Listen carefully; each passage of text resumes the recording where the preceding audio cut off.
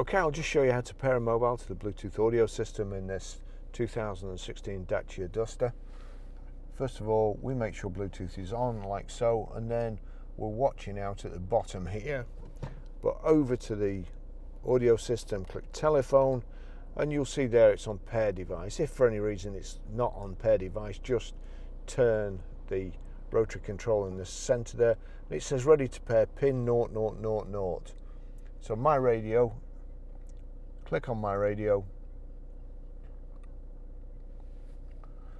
0000, pair, allow contacts and favorites to sync, allow, my radio connected.